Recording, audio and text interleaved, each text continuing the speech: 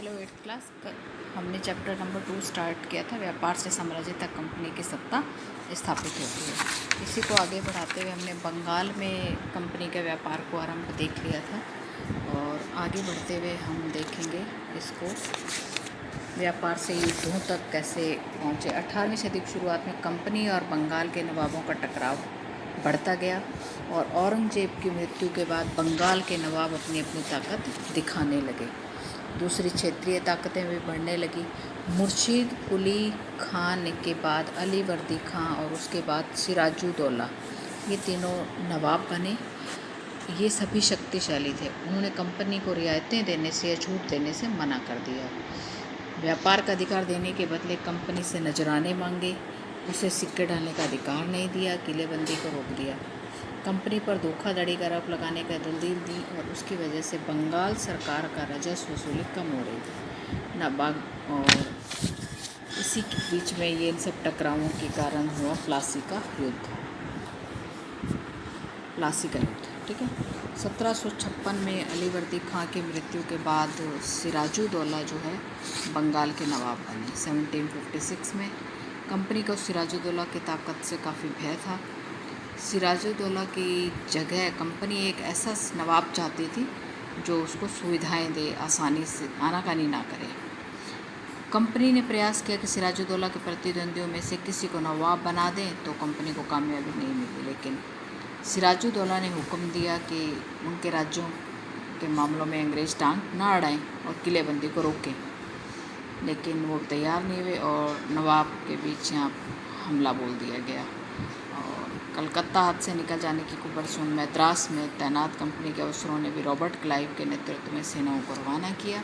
1757 में प्लासी का युद्ध जो है, प्लासी के मैदान में सिराजुद्दौला के खिलाफ कंपनी की सेना का नेतृत्व किया। ठीक है।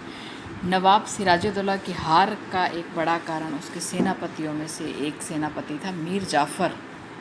वो जाके अंग्रेज़ों के साथ दिया उसने और वो युद्ध में भाग उसने नहीं लिया। फिर इसके बाद मीर जाफ़र को क्या किया, अंग्रेज़ों ने नवाब बना दिया।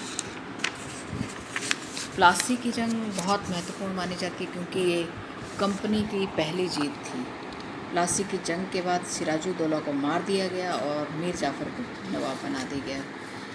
अब वापस वही कंपनी का उद्देश्य व्यापार फैलाना था, लेकिन ये बिना लड़ाई लड़े किया जा सकता था, सीधे कब्जे।